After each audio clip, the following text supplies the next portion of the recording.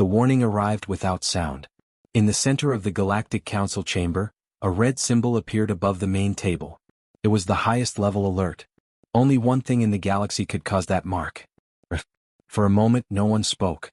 The chamber was filled with many species, tall and short, bright and dark, old and young. They had seen wars. They had seen planets burn. But Earth was different. Earth had never been marked before. The message was simple. Earth has been selected for observation phase 1. Possible attack status pending. Some council members reacted with fear. Others with anger. A few with quiet interest. "They are finished," said one council member. "Humans are weak. No shields. No fleets. They will panic. They will beg," another said. "They always beg." But two observers remained silent.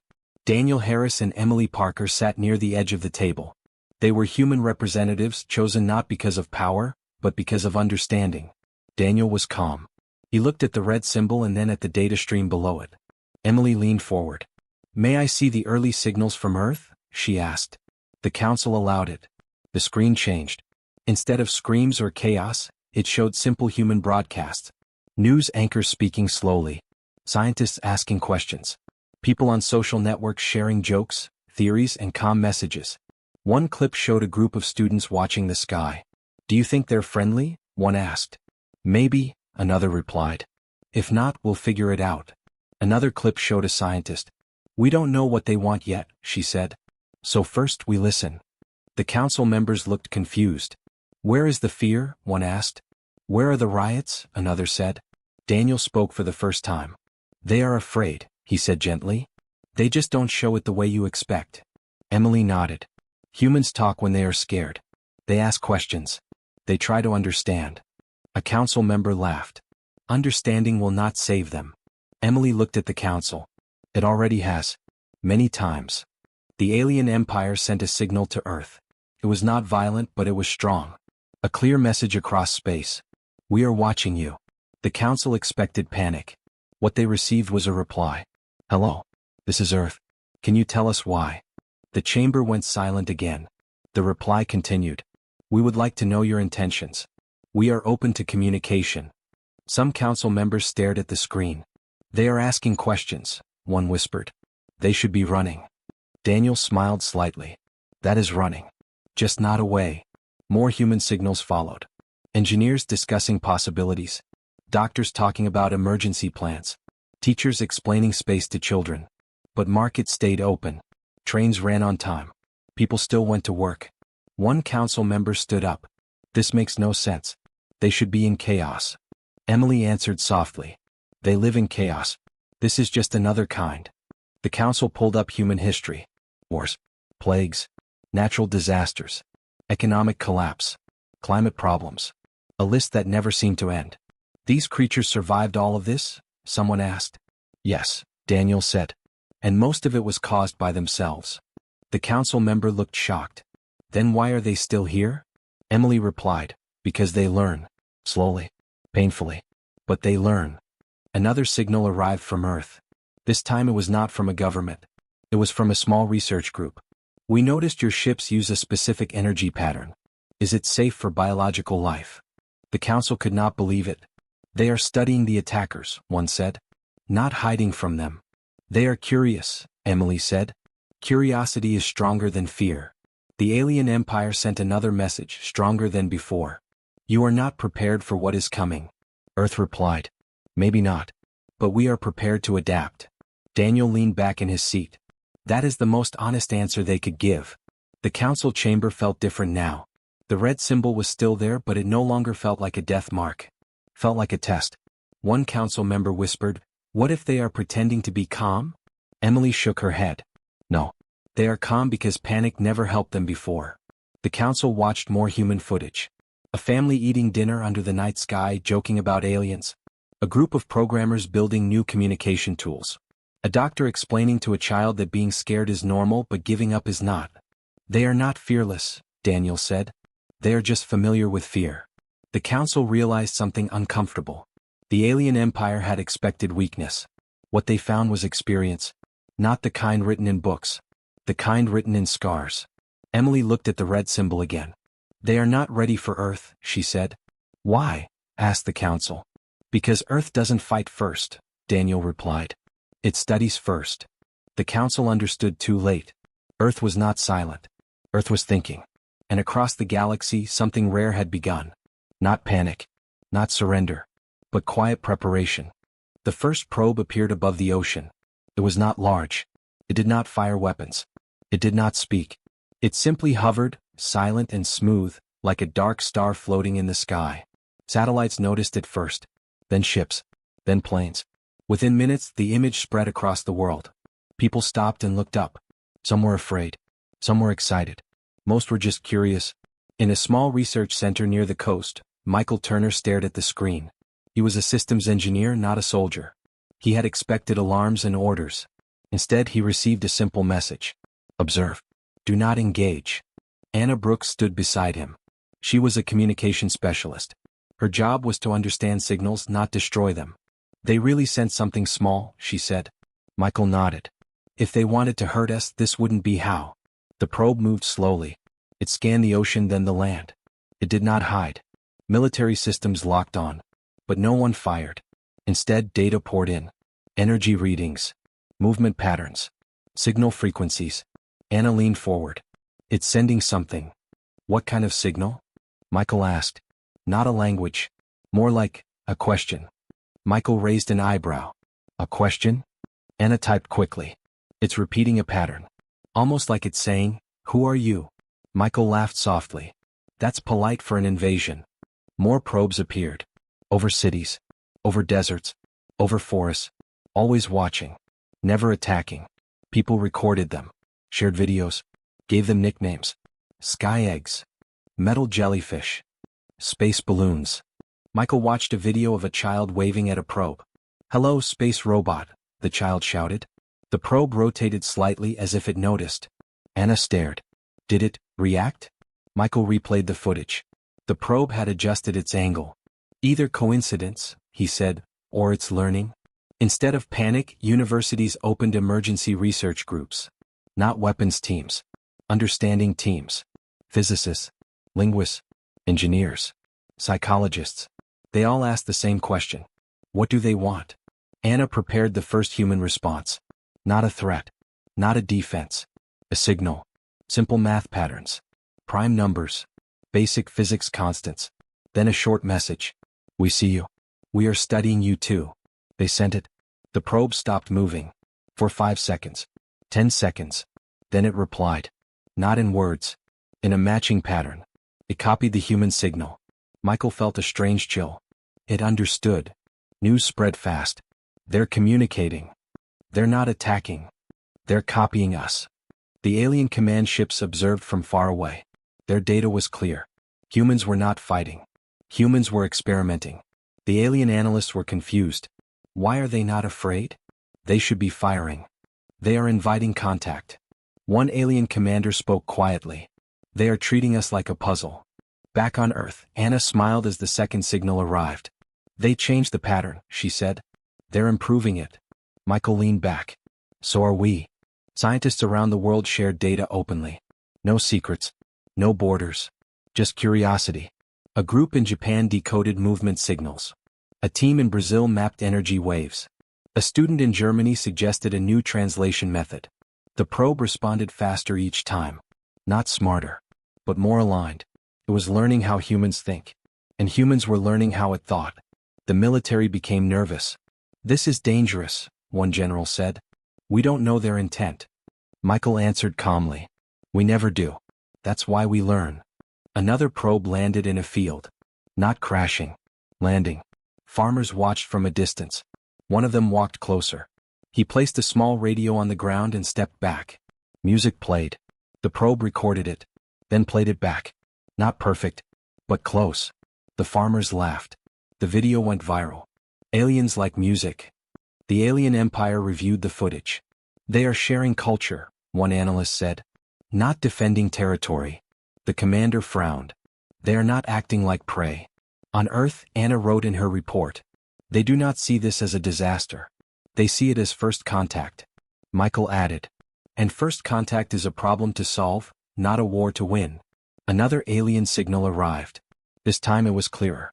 A visual pattern. Images, stars, ships, earth. Then a pause. Then a question symbol. Anna stared at the screen. They're asking something again. Michael whispered, about us. Anna typed slowly. We are humans. We come from Earth. We are curious. The probe replied with a new symbol. Not a word, but a concept. Interest. The alien command did not understand. They should be afraid, the commander said. But they are teaching. On Earth, no one celebrated. No one declared victory. They just kept working. Because to humans, this was not the end of the world. It was the beginning of a conversation.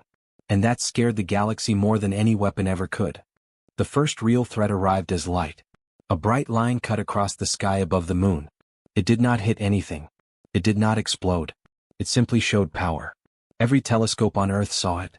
Every satellite recorded it. The message followed seconds later. You are being tested.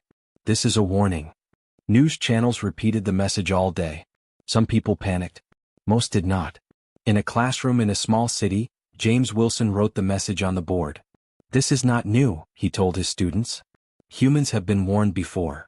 One student raised a hand. By aliens? James smiled. By nature. By history. By ourselves. Outside, people still waited for buses. Cafes stayed open. Children played games on their phones, now with alien stickers added. In a hospital, Laura Reed checked patient charts. She had seen the sky light too through a window. It's impressive, a nurse said. Laura nodded. So were earthquakes. So were pandemics. The alien empire sent more displays. Ships appeared in low orbit, visible with the naked eye. Huge shapes blocking stars. They released energy waves that shut down power in small areas, then restored it. A message arrived again. You depend on fragile systems. You will fail. People noticed, then adapted. Engineers created local power backups. Students built small generators. Communities shared resources. Blackouts became boring. In a tech center, programmers watched alien signals. They're trying to scare us, one said. James Wilson appeared on a live broadcast. They think fear means control, he said. That's not how humans work. Another display followed. An alien ship hovered over the ocean and lifted millions of tons of water into the air. Then dropped it back. A show of force. No damage. Just a warning. Laura watched the video during a break. They want us to feel small, she said. A doctor replied, we feel small every day. That's why we build things. The alien command reviewed human reactions. Why are they not stopping daily activity? They should be in shelters. They are going to work. The commander frowned. They are acting normal. On Earth, social networks filled with humor. Memes of aliens waiting in traffic.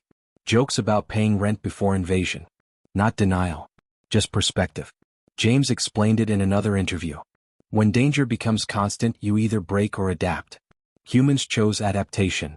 The alien empire increased pressure again. They jammed signals.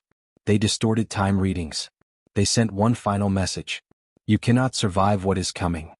Earth replied with silence. Not fear. Just focus. In labs, engineers studied alien energy. In schools, teachers explained physics with alien examples. In hospitals, doctors prepared for anything. Laura wrote in her journal. We have faced hunger, war, disease, and loss. This is just another unknown. James told his class. They are powerful. But power is not new to us. We've been under it our whole history. The alien empire did not understand. They expected screams.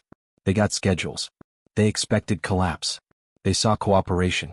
The commander finally said the words no one expected. They are not resisting us. The analyst replied, they are learning us. And for the first time, the alien empire felt something close to doubt. Not because humans were strong, but because humans refused to stop being human. They kept living. They kept building. They kept adapting. And that made all the alien threats feel ineffective. The Galactic Council stopped watching the ships. They started watching history. At first, they searched for signs of weakness. Collapses. Extinction events. Moments when humans should have disappeared. Instead, they found survival. Daniel Harris stood in the center of the chamber as human records played across the large screen. Emily Parker stood beside him. The council saw old images. Cities in ruins after wars. Hospitals filled during pandemics. People walking through floods, fires, and storms. One council member asked, why did they not abandon their planet? Emily answered, they tried. Many times. But Earth was always the only place they learned how to live. The council watched footage of humans rebuilding. After wars they rebuilt cities. After disease they rebuilt health systems. After disasters they rebuilt homes. Not once. Hundreds of times. They lose so much, one council member said. Why do they continue? Daniel replied, because giving up never solved anything for them. More records appeared. Early humans hunting with simple tools. Later humans building machines. Then computers. Then space probes. Each time they failed they improved. Each time they feared they adapted. The council compared it with their own history. Most species avoided danger. Humans walked into it. They are reckless, one said. No, Emily corrected. They are practiced. The council saw wars between humans. Millions lost. Yet even after fighting each other, humans shared knowledge. They built global networks. They created systems to warn each other. They argued but they learned. A council member pointed to a clip of humans during a pandemic. They are afraid, he said. Daniel nodded. Yes. And still they worked. Doctors. Scientists. Volunteers. The footage showed exhausted nurses. Overworked engineers. Teachers using simple tools to reach children. Fear everywhere. But also action. They do not wait for safety, Emily said. They create it. The council began to understand the pattern. Fear came first. Then thought. Then cooperation. Not chaos. Not surrender. One member whispered, they have been under attack their entire existence. Emily replied, by nature. By each other. By mistakes. Daniel added, that's why alien threats feel familiar. The council finally spoke the truth. Earth is not weak, the lead counselor said. Earth is trained. The chamber fell silent. They realized something uncomfortable. The alien empire had not discovered a fragile world. They had discovered a world that had survived worse than invasion. Not because of strength, but because of experience. Because humans had learned the one lesson no other species had. Fear is not the end. It is the beginning of thinking. And thinking is the real danger. The message came without warning. No more threats. No more displays of power. Just one short signal from the alien empire. Attack status cancelled. Fleet withdrawing. Across space the great ships turned away from Earth. Slowly. Carefully. As if leaving something they did not understand. Satellites recorded the movement. Astronomers confirmed it. Governments waited for traps. None came. On Earth there was no celebration. People watched the sky. Then went back to work. In the Galactic Council chamber, silence filled the room. They had prepared for war reports. For damage estimates. For political fallout. Instead they received nothing. No battle. No defeat. No victory. Just withdrawal. Emily Parker sat at her desk, looking at the empty space where the red symbol used to be. It was gone. Daniel Harris stood beside her. They left, he said quietly. Emily nodded. Yes, but not because they were beaten. She began writing the final report. Her words were simple. The alien empire did not lose to human weapons. They lost to human behavior. She described everything. The comm signals. The questions. The jokes. The continued daily life. They expected fear. They found curiosity. Daniel added a line to the report. Humans did not try to control the situation. They tried to understand it. The council read the report slowly. One member asked, so, how did humans win? Emily answered, they didn't try to. That was the most difficult part for the council to accept. Victory without combat. Power without force. The alien empire had faced strong civilizations before. Most collapsed. Some fought. None simply continued living. The lead counselor spoke at last. They saw no clear enemy. Only a mirror. Emily closed the report with her final sentence. Never attack a species that treats danger as a problem to solve, not a threat to escape. The report was shared across the galaxy. World after world read it. Civilizations updated their records. Earth's classification changed. Not low threat. Not high power. But something new. Psychological anomaly. Unofficially, a new rule spread. Never attack a species that stays calm when threatened. Because fear makes most civilizations weak. But for humans, fear makes them think. And thinking makes them impossible to defeat.